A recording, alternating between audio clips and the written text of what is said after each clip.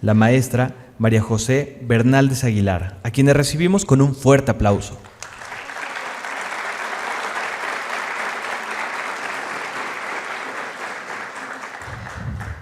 Muy buenos días a todos, a todas. Es para mí un gran honor darles la bienvenida en este tercer día del Congreso Internacional de Inteligencia Artificial en las labores jurisprudenciales, organizado por el Poder Judicial del Estado de México. Me da mucho gusto ver estudiantes, profesores de la Facultad de Derecho, integrantes de las barras de los colegios de abogados del Estado de México. Muchas gracias por acompañarnos en este evento que organiza con gran visión el Poder Judicial del Estado de México. Reconozco esta labor del presidente de nuestro Tribunal Superior de Justicia, el doctor Ricardo Sodi Cuéllar, así también a los organizadores de este evento académico que ha reunido a especialistas, tanto nacionales como internacionales, para hablar de un tema que es fundamental hoy, un tema que nos alcanzó, del que tenemos que hablar los abogados y las abogadas, porque finalmente esta es una herramienta que debemos de aprender a utilizar con responsabilidad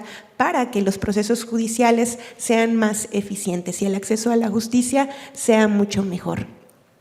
Para mí es un grato honor darle la bienvenida a la doctora Dulce Alejandra Camacho Ortiz, quien impartirá la conferencia titulada La e-Justice en el Poder Judicial de la Federación, la inteligencia artificial como herramienta para eficientar el sistema judicial. Me voy a permitir leer una breve semblanza curricular de la doctora. Ella actualmente es titular de programas académicos en la Escuela Federal de Formación Judicial. Es doctora en Derecho por la Universidad Nacional Autónoma de México y posee un máster en Argumentación Jurídica por la Universidad de Alicante. Además, realizó estudios de máster en Justicia Global y Estado Constitucional en la Universidad de Génova, Italia. La doctora Camacho Ortiz imparte clases en diversas facultades de Derecho e institutos de formación judicial en nuestro país. Es una destacada especialista en argumentación jurídica y constitucional con una amplia experiencia en la publicación de libros y artículos académicos. Entre sus obras más reconocidas se encuentran Género y Derechos Políticos y Hacia una Nación de Ciudadanos. De 2013 a 2016 se desempeñó como secretaria técnica de Investigación y de Innovación Legislativa de la Judicatura Federal.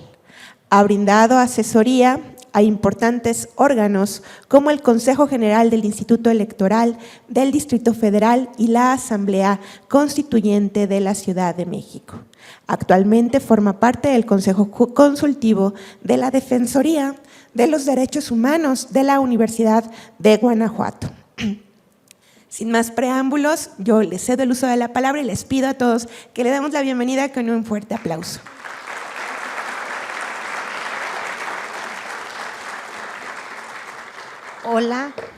Hola a todos, a todas, muy buenos días. Hay que empezar por agradecer, siempre. Así que mi enorme gratitud al Poder Judicial del Estado de México, a la doctora Claudia González, al doctor Abreu, al Poder Judicial que ha impulsado este evento. Es para mí un enorme honor estar aquí con ustedes. Gracias a quienes me prestan sus oídos un ratito. Vamos retrasados, así que sufriremos menos de lo que esperaban, solamente unos 40 minutos, media hora, para dejar tiempo para preguntas. Y vamos a reflexionar. Yo creo, voy a ponerme de pie, la vanidad me ganó y me puse, ya saben, los tacones y ahorita ya no me dio miedo, dije capaz que los despierto con una caída, pero esperemos que no. Si les parece, me gustaría que pensáramos en lo que significa estar ustedes y yo esta mañana reflexionando sobre inteligencia artificial. Voy a tener que admitir, en alguna reunión que estábamos antes decíamos, ¿y quién se siente experto, de corazón experto en estos temas, no? Y pues yo venía más o menos tranquila y conforme fui escuchando dije, ok, creo que estamos… Y el nombre del evento es importante, para conversar, para dialogar, para encontrar algo aquí que quizás sabíamos y simplemente lo vamos a poner desde una perspectiva distinta o que no habíamos escuchado tal cual. En otras palabras, venimos a dejarnos sorprender y por eso voy a tratar de apurarme para poder escucharles, que hagan algunas preguntas y también me permitan sorprenderme con qué están pensando. La cara de la juventud es siempre emocionante, ¿no? Y llena de emoción porque son ustedes, pero somos todos como gremio que le preocupa el derecho quienes habremos de pensar en esto y preocuparnos por esto. Pienso que de algún modo en aquella Edad Media en la que se reunían como grupos de conciliación de ideas, ¿no? Y podían pensar qué iba a pasar, qué estaba pasando en el conocimiento. Así como en los años 50, que según nos cuentan, hubo esta reunión en la cual la inteligencia artificial apareció por primera vez y se perfiló como lo que hoy es, ¿no? Y se habló por primera vez de inteligencia general. Bueno, nosotros podemos soñar que estamos aquí para pensar en algo que está sucediendo en el Consejo, más allá de las preocupaciones que podamos tener todos y todas, y que podría ser importante para nosotros o para nosotras pensar. El tema en realidad está mezclado, imbricado, y ya ustedes irán viendo, entre lo sustantivo, desde ver el acceso a la justicia como algo sustantivo, como un derecho, con todo lo que significa la parte tecnológica y lo que nos asombra de la inteligencia artificial. Entonces voy a tratar de describir muy rápidamente algunas áreas de oportunidad, algunos avances, algunas cuestiones, algunas ideas, tratando de destacar lo que me parece de verdad de fondo importante, y es cómo podemos ver en el centro a las personas y sus derechos frente al derecho en algo que creo que nos atemoriza tanto como nos atrae, ¿no? Las primeras veces que uno empieza a ponerle ahí a una de las expresiones más acabadas y más interesantes, ¿no? Al chat GPT, y le empiezan a poner cosas y te responde y empiezas a hablar y aprendes términos como prompt y crees que te puede resolver hasta el corazón roto, ¿no? Le dices, ¿cómo hago? Le preguntaba yo en algún momento, ¿cómo hago para que mi hijo me obedezca? ¿No? Edad, 19 años. Alejandra casi me pone, ¿no? Hay que cambiar la perspectiva. Y este asombro inicial frente a este diálogo es fundamental, ¿no? Es muy interesante. Creemos que, pues, voy a ver si logro. ¿De qué les quiero hablar? Quiero empezar con el tema del movimiento de acceso a la justicia, con perspectiva histórica. Cuando uno es muy joven, como muchos de ustedes lo son, perdemos la perspectiva histórica. A finales de los 70, un profesor italiano, Mauro Capelletti, se preguntaba ¿cómo puedo observar el derecho de una forma distinta? Era un procesalista, ojo, ¿no? Entonces, ¿cómo lo puedo observar de forma distinta? No me interesa que me digan qué dice, qué debe, me interesa lo que ocurre. Y no me digan que todo mundo tiene derecho, ¿no? Que puede acceder, que puede actuar, cuando de hecho no es así. Entonces, el movimiento de acceso a la justicia se preocupó, no por el derecho procesal, sino en la tierra, por quién accedía de verdad a los tribunales. Identificó el concepto de obstáculo para acceder. Primero, pues que usted necesita un abogado, no me diga que eso no es un obstáculo. Si usted tiene que confiar, nadie va a mencionar en este grupo, pero la maldición gitana, ¿no? Entre abogados te veas. Entonces ya necesitar un abogado de por sí y hay que pagarles. Claro, todos, ¿no? Tenemos que comer, entonces también es cierto que es un conocimiento hiperespecializado, pero necesitarlo es un obstáculo. ¿Y qué otros obstáculos hay? Muchísimos. Se dedicaron investigadores de 124 países a identificarlos y a tratar de mapearlos. Eso 68-69. México participó, por supuesto. Años después, muchos años después, fuimos viendo que los obstáculos iban creciendo, siendo de otro tipo. En México, la primera tesis de jurisprudencia que aparece con la palabrita acceso a la justicia es del 88, 1988. Y en una tesis de jurisprudencia, era una tesis aislada, y en una tesis de jurisprudencia es 2001. Observen cómo va cambiando, se va cambiando, y la idea de acceso a la justicia, poco a poco, va transformando una idea procesal, formalista, a una idea mucho más de el cómo sí, por ponerlo de algún modo, ¿no? Cómo sí accedemos. Si pudiéramos tenerlo, no lo tengo aquí, pero si pudieran ustedes ver una gráfica de cómo aparece esta palabra acceso a la justicia. De 2001, muy poquito, 5, 6. 2011, obvio, comienza a crecer. Y a partir de 2016 se convierte en un tema central. Para 2017, la reforma del 15 de septiembre al 17 constitucional consagra una idea básica. Queremos resolver de fondo y queremos justicia. Se quiere justicia, ¿no? Y para eso hay que remover obstáculos. En ese esquema aparece la e-justicia. La e-justicia es iba a decir parásito personal, no, un producto, un hijo del movimiento de acceso a la justicia. Y se enfoca en los obstáculos que hoy pueden ser determinantes, ¿cierto? La alfabetización digital. ¿Quiénes de nuestros jueces están accediendo efectivamente a los mecanismos para ser más eficientes, para ser más rápidos, etcétera, etcétera? Entonces, de entrada, e-justicia tiene que ser visto como este movimiento de acceso a la justicia. Se observan un poquito más acotado, porque tiene la tecnología y a las tecnologías como el corazón.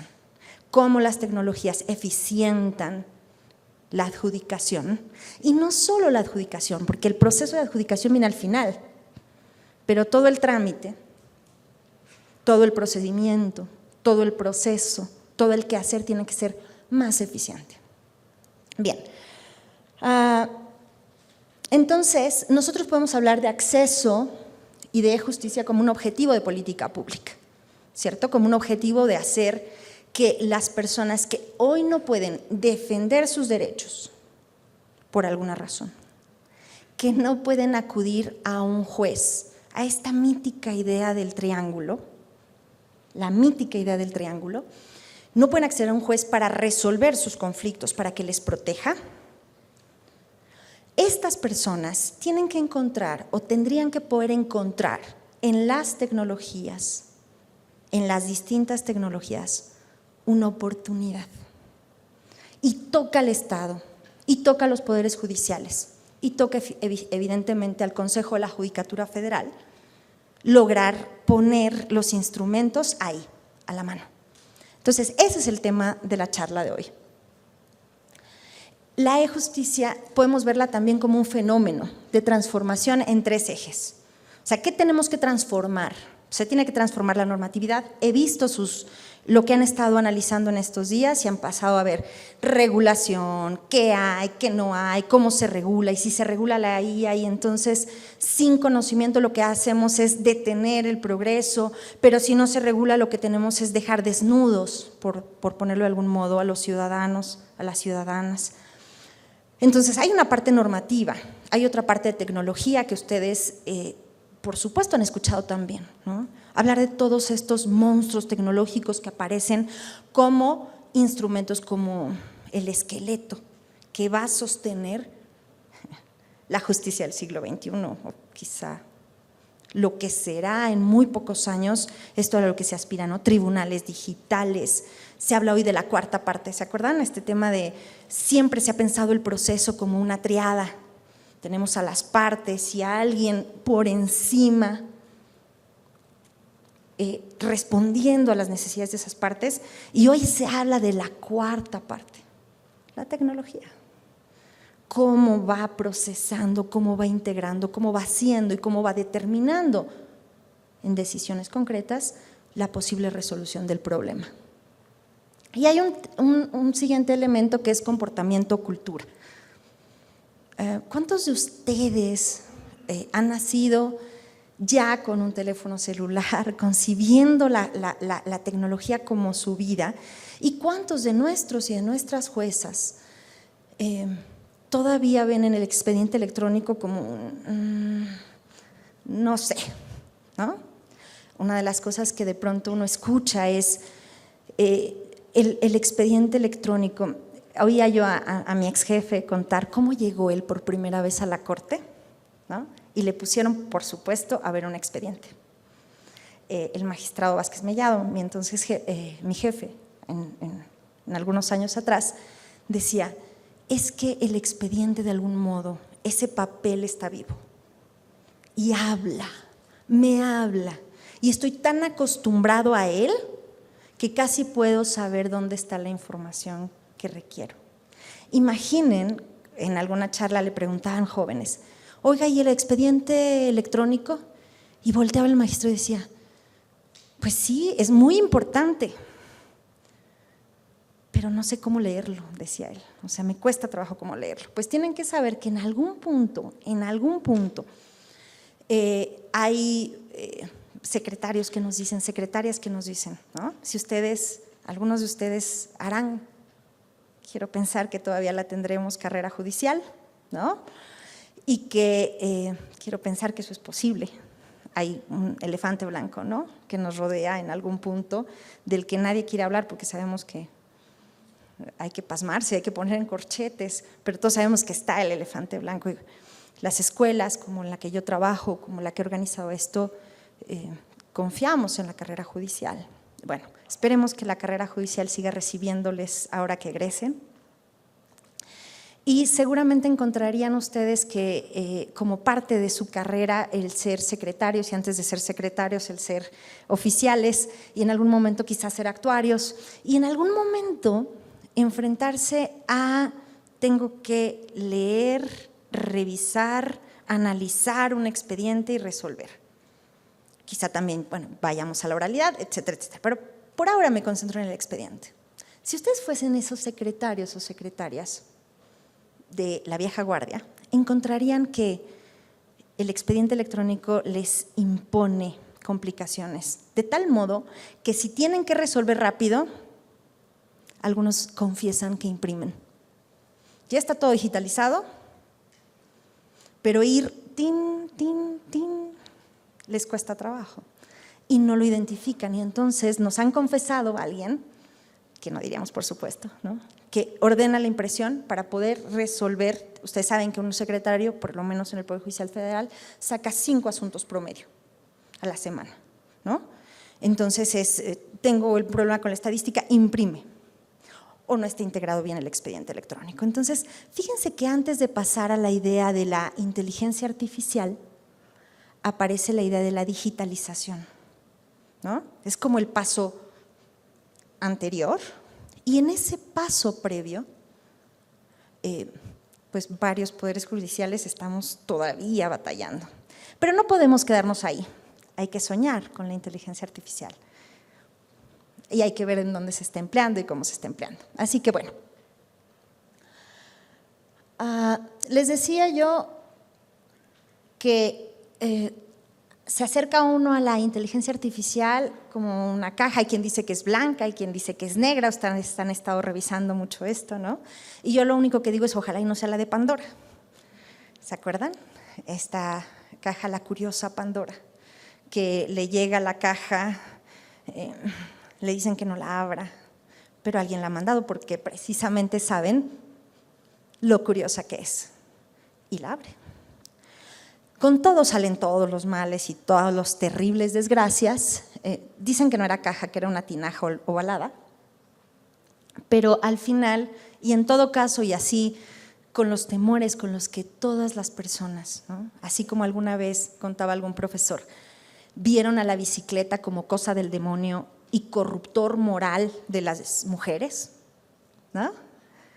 Las bicicletas eran corruptores morales de las mujeres. Así, inevitablemente vemos la inteligencia artificial como algo que atemoriza. Esperemos que no sea la de Pandora, pero en todo caso dicen, o dice el mito, o algunas versiones del mito, que al final queda Elpis, que es la esperanza, ¿no? Por eso quizá la esperanza se queda al final. Y quizá también por eso nosotros seguimos creyendo en la carrera judicial, ¿no? Y siempre lo estaremos creyendo. Bueno, voy un poquito más rápido. El Consejo, ustedes saben, no tengo que decirlo, el Consejo de la Judicatura Federal es este ente que administra. Y ojo, porque el Consejo que hoy se prevé, bueno, lo dejo.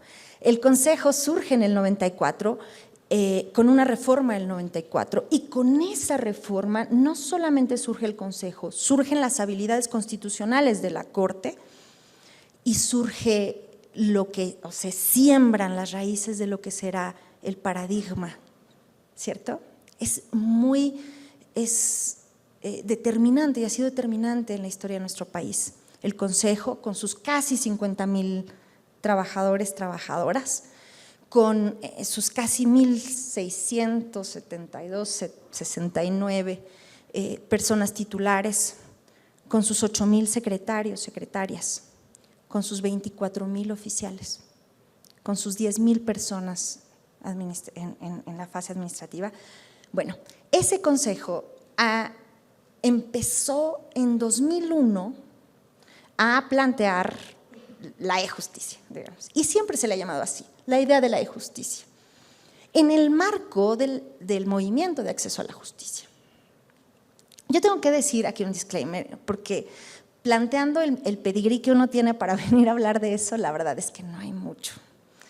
Es decir, no soy experta en inteligencia artificial, no soy experta en la estructura del consejo, no me lo sé, todos los acuerdos, no.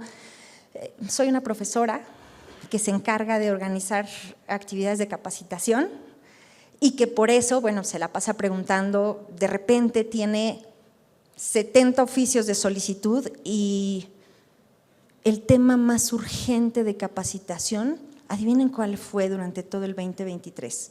¿Derechos humanos? No. ¿Perspectiva de género? No.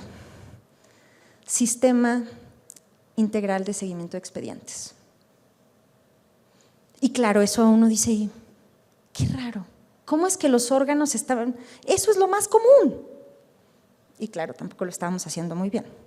Entonces, ese tema que era común llamó de inmediato la atención y decía yo, ¿qué es el CICE?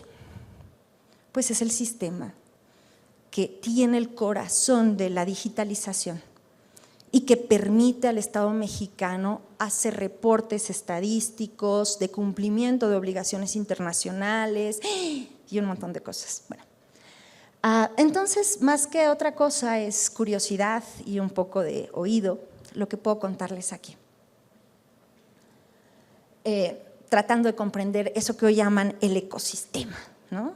La idea de que no hay un sistema, hay algo vivo funcionando y que parte de la perspectiva de la e-justicia nos tiene que invitar, ¿no? A ver ya no el sistema jurídico, sino un ecosistema donde cada uno de los elementos convive para hacer una justicia abierta, una justicia más humana. Bueno, y ahí no sé, creo que lo hice muy chiquito, pero les cuento muy rápidamente, ¿no? Este chunche del CICE, del Sistema Integral de Seguimiento de Expedientes, es de 2001. En 2007 se hace obligatorio el uso del sistema.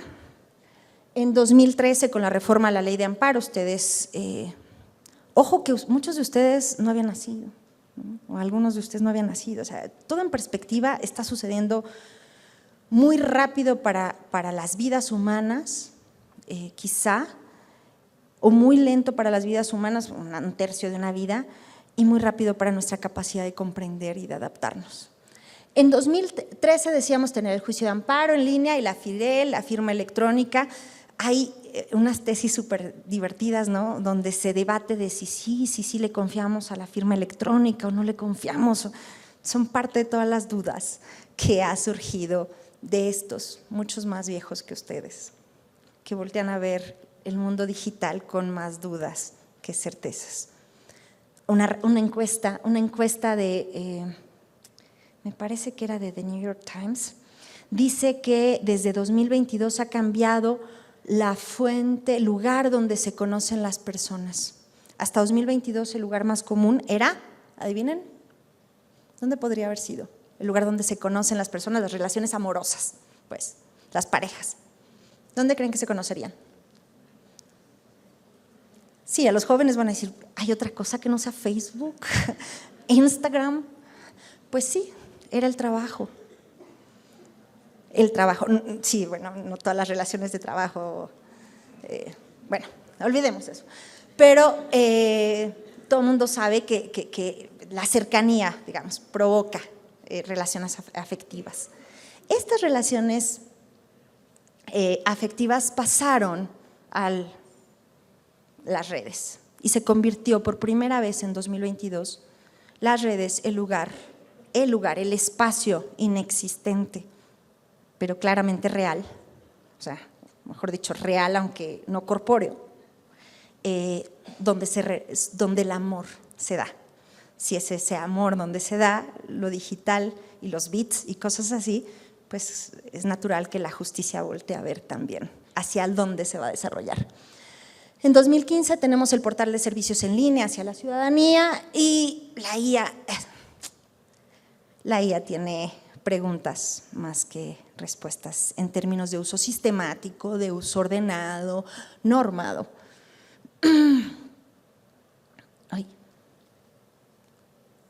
Bueno, voy un poco más rápido.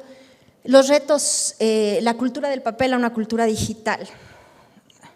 Ya les decía, todos aquellos que han tocado un expediente y que saben y que empiezan a leer un expediente y que nos dan instrucciones, ¿no?, de cómo leer el expediente con rapidez, sabe que el papel, el negro sobre blanco, tiene sus cosas específicas, tiene su forma. Y simple y sencillamente pasar a lo digital es una enorme resistencia, enorme resistencia. ¿Cuál es el número de expedientes que llevamos o de asuntos que se llevan en el Poder Judicial de la Federación en línea? 11%. El año pasado, según nos decía el encargado y el que sí sabe de estos temas. ¿Cuál es lo más que llegamos a tener? 29%, evidentemente en pandemia. Después de eso ha bajado. ¿Qué es lo que se mantiene? El tema de audiencias, porque se ahorra y abate el problema de la deslocalización, o mejor dicho, nos permite conectarnos y no movernos, y especialmente en penal, ¿no?, donde tenemos al inculpado en otro lado, al juez en otro lado, etc. Entonces, lo de audiencia se mantiene con enorme fuerza, el resto bajó. Avance hacia la justicia, el uso generalizado y comprometido del expediente electrónico no es mi idea, por supuesto, simplemente abrí la oreja y le pregunté alguna vez al magistrado. Le dije, oiga, ¿cuál es el tema más importante? Me dijo, el uso generalizado, o sea, integrarlo bien, que se comprenda, que rompamos este tema de pasar a lo digital, ahí es nuestra urgencia. Manejo de datos para la e-justicia. La e-justicia, la tecnología exige que comencemos a pensar distinto. ¿Alguna vez ustedes han trabajado, visto un ingeniero, ¿no?, esta forma ingenieril de ver el mundo? Así no quiero decir cuadradita, pero uno es simplemente cuando hablamos. Nos hacen una pregunta y nosotros nos explayamos, queremos hablar y ellos mucho más puntuales, mucho más centrados, mucho más ordenados en pasos. Esta perspectiva es la que puede ayudarnos a volver más eficiente la justicia y la tecnología, pero los abogados tenemos mucho que aprender, digamos, para poder acercarnos a esta forma de verlo. Toma de decisiones autónomas, no hay ahora, ya sabemos, en Francia seguramente ya les contaron que hubo un juez que aceptó, que utilizó la inteligencia artificial y la apelación. Y también algunos en Colombia y algunos en Brasil, etcétera, etcétera, y el problema de Compass en Estados Unidos. Lo que es cierto es que de forma sistematizada estamos muy lejos de decisiones autónomas que puedan ser de utilidad. Y lo que nos espanta es otra cosa, ¿no? Es la posibilidad de que eso llegara a ocurrir sin siquiera darnos cuenta. Sin siquiera darnos cuenta. Estamos en una fase de de transformación de la cabeza, así como yo me imagino que la Edad Media pudo haber pasado algo así, claro, ahí tuvieron una transición de unos 3 o 4 siglos para pasar de Dios al centro hacia el humano, las personas al centro y una forma distinta y ya no heliocéntrica y muchos siglos. Ahora tenemos que pasar con estos desafíos de forma muy rápida. Ay, a ver si. Bueno, decíamos que las resistencias son el expediente electrónico. En 2019 no el expediente electrónico, juicios en línea teníamos el 2%, en 2023 el 11%, y estamos pasando del papiro, ¿no?, a los bits, o bueno, del papel a los bits. Esto me encanta. Copias de expedientes judiciales certificadas digitalmente. Su entrega puede realizarse mediante la transmisión de un archivo digital por correo electrónico. No me digan que no es curioso el rubro. ¿De qué otra manera podría entregarse? ¿No? Y que haya una tesis de jurisprudencia que tenga que decir eso nos habla de la resistencia o de las resistencias que pudiéramos tener. Decía que las audiencias es un aspecto donde mejor hemos transitado. A mí lo que más me llama la atención es cómo podemos ir pensando los procesos de decisión judicial e irlos integrando o irlos revisando o irlos analizando a la luz de la propia organización que nos exige las respuestas, ¿no? Yo sé que, por ejemplo, han hablado sobre si vamos a tener un juez y entonces dicen, claro que no vamos a tener nunca un juez con este tipo de inteligencia. Hay quien dice, hay que dudar, hay que esperar. Pensemos, y yo les invito a ustedes, como me invito a mí, a abrir los ojos con asombro, porque el futuro del derecho, de la adjudicación, no, el presente de la adjudicación se está haciendo, ¿no? Cuando uno ve cómo empieza a funcionar Gemini, qué cosa tan impresionante, ¿no? Que pueden tomar el teléfono, voltear y decir, ¿dónde estoy? Y Gemini responde. Y con ciertos días de uso le dicen, ¿dónde dejé mis lentes? ¿No? Dice la publicidad de Gemini desde hace unos cuantos días, 3 semanas, no sé cuánto. ¿Dónde dejé mis lentes? Y dice, la última vez que los vi estaban sobre… ¡Wow! Y después de eso decimos, bueno, hay que abrir los ojos, hay que asombrarnos y hay que dejarnos asombrar y también comenzar a ver qué de los derechos de las personas tienen que mantenerse como eso, como un valladar a todo esto que está ocurriendo. Bien, ya voy. Adaptación de construcciones dogmáticas, me encanta esto, ¿no? Esto es para nosotros profesores y para quienes hacen dogmática, para los académicos, ¿no? Esta idea de que empezamos a transitar hacia cosas como estándar de prueba electrónica en el proceso ejecutivo, que este es un artículo de una revista colombiana. ¡Wow!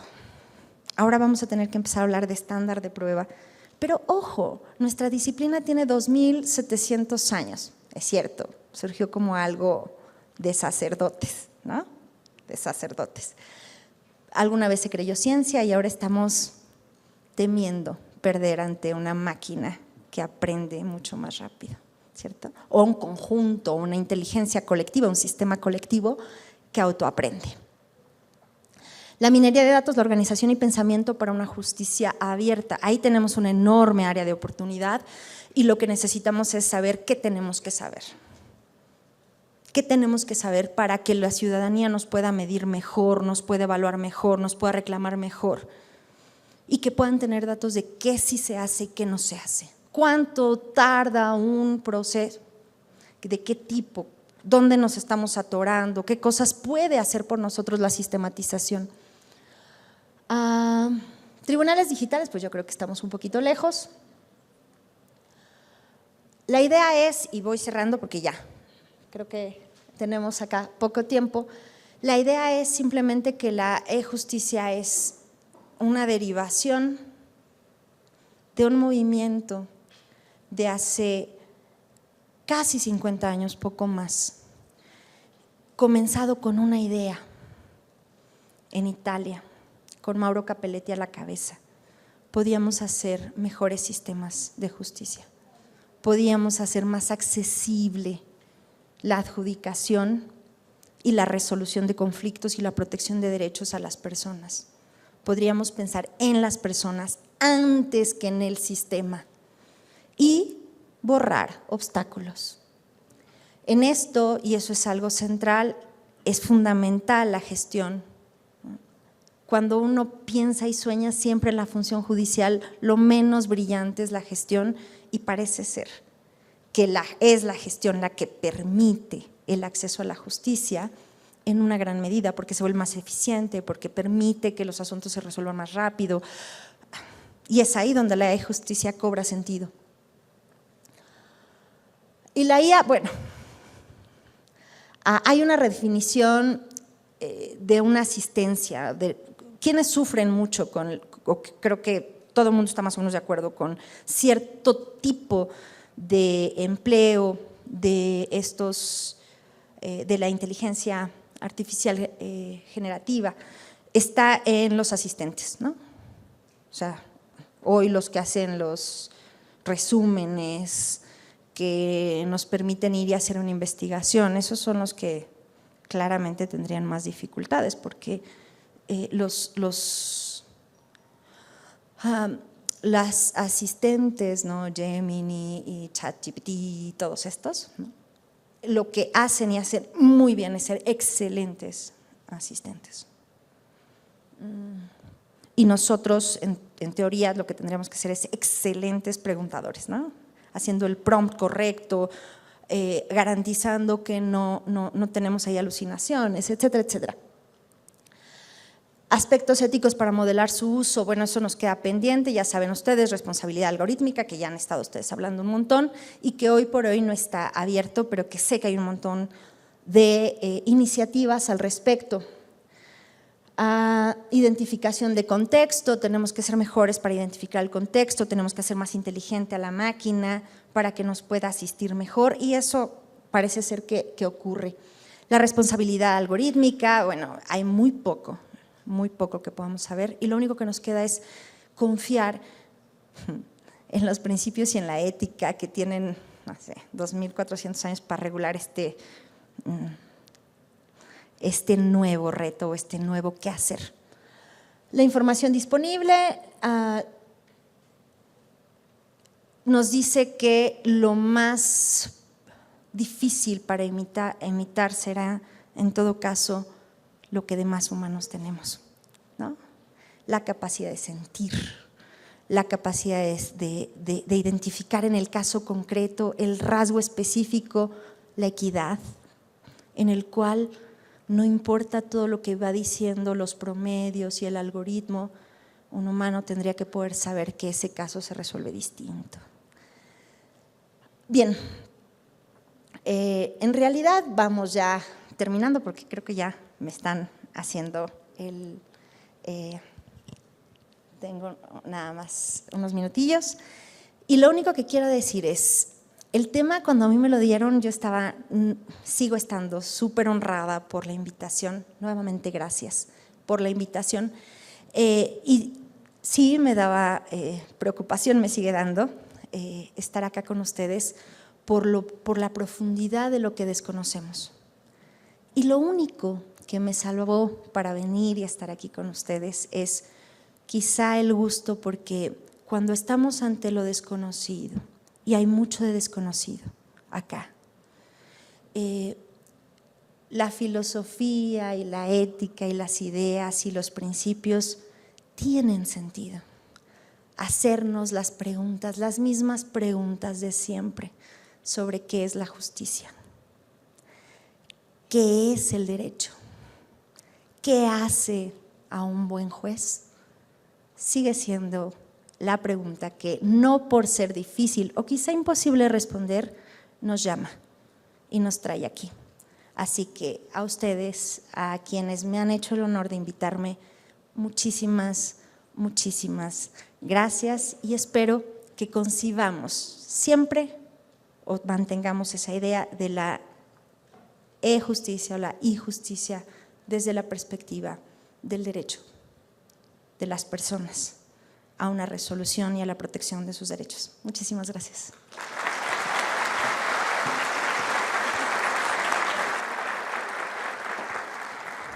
Muchas gracias a la doctora Dulce por su participación, a ustedes por su atención. Tenemos breves minutos para hablar, para escucharlos de esta disertación que nos habla del avance y de los retos que la tecnología le ha generado a la propia estructura del Poder Judicial, en donde la gestión de expedientes, las audiencias virtuales, la notificación electrónica son temas importantes y en donde el uso de la inteligencia artificial nos pone de frente, sí, el análisis predictivo que ayuda a los jueces a tomar decisiones, a los asistentes virtuales que tenemos que aprender a utilizar y que finalmente es para ustedes, este joven auditorio, el que va a tener que utilizar estas herramientas, que nos habla de eficiencia, de transparencia, de accesibilidad, pero también de privacidad, seguridad, imparcialidad y la necesaria capacitación, en donde me encanta al final decir qué es lo que nos hace personas, qué es lo que hace que la inteligencia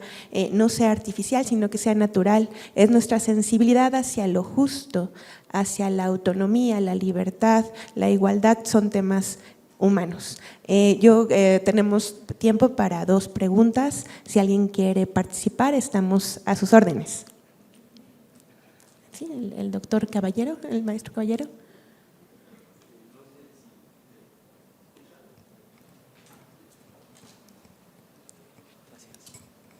Bueno, antes que nada, felicitar a la doctora Alejandra Camacho. Muchísimas gracias por su espléndida plática y su panorama de la cuestión del tema en el Poder Judicial Federal. Mi pregunta es concreta. En su opinión, bueno, narró que estamos en una etapa, y coincido, primero de digitalización, antes de llegar a otra etapa donde pudiera haber, no sé, procesos judiciales donde las máquinas decidan o hagan resoluciones. Pero entre ese tránsito, ¿cuál piensa usted que sería la mejor manera de capacitar a las personas juzgadoras en estos temas de la inteligencia artificial? Gracias.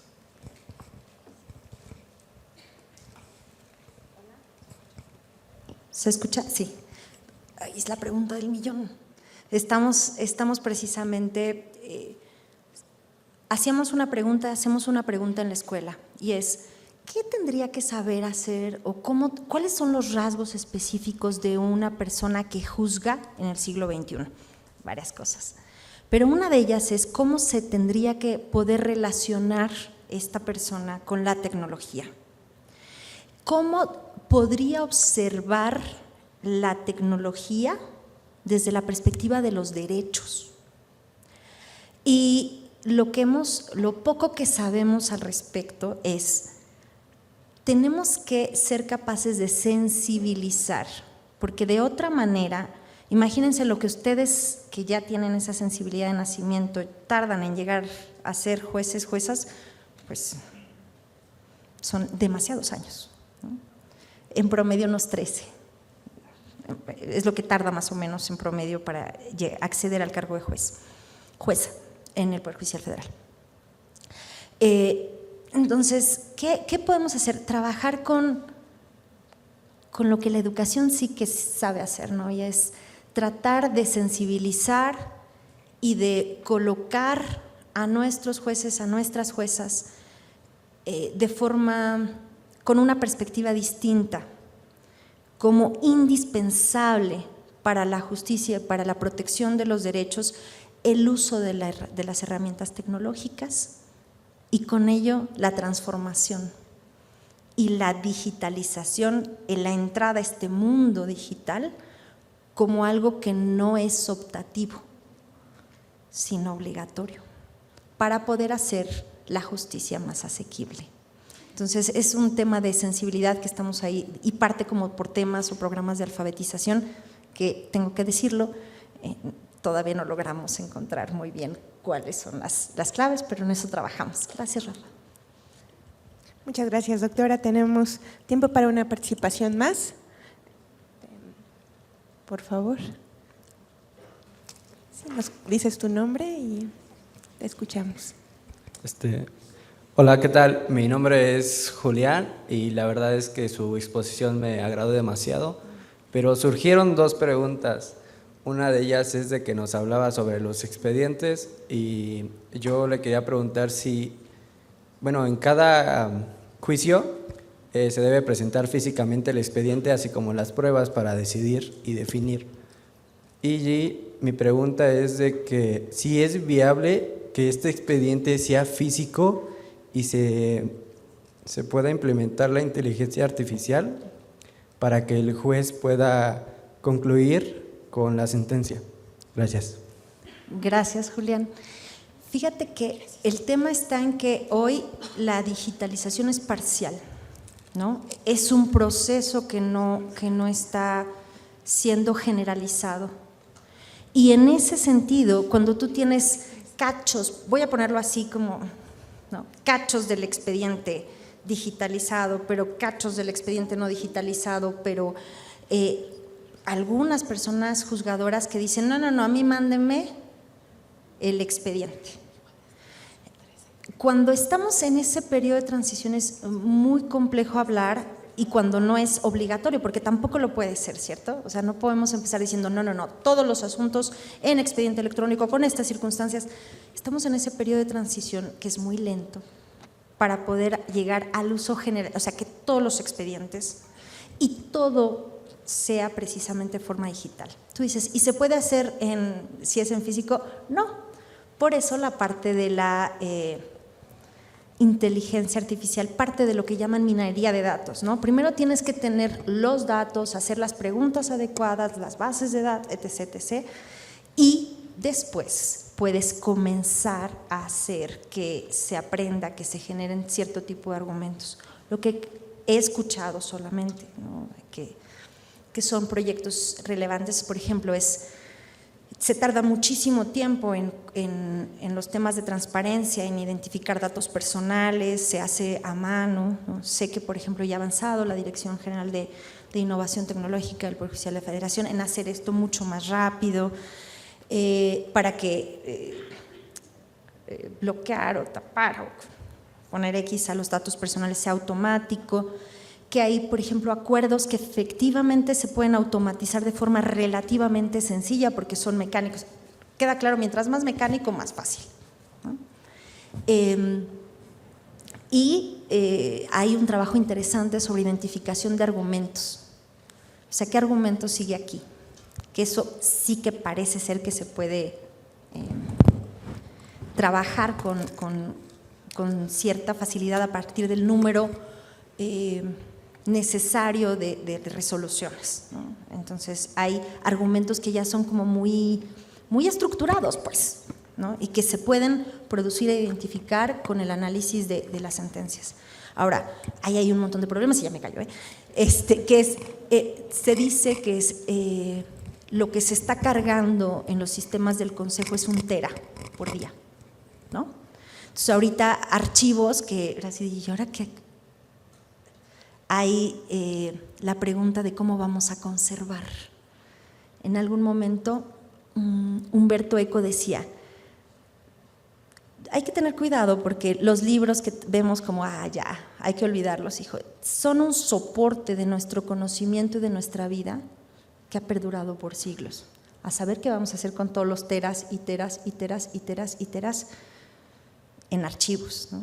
Entonces, sí, Julián, estamos, digamos, en un proceso no terminado para la generalización de los expedientes. Ojalá y pronto ocurra. Gracias por la pregunta.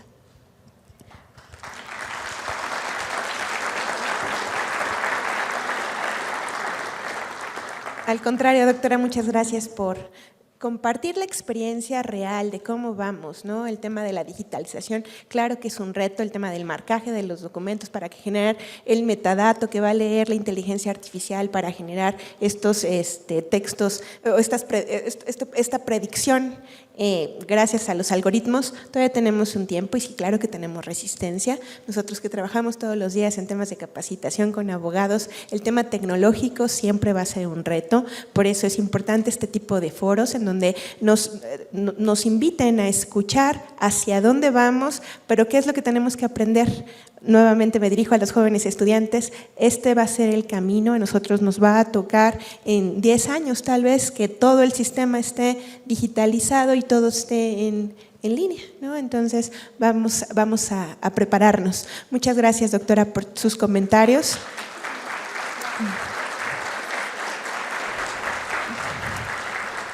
Y gracias a todos por su atención. Buen día.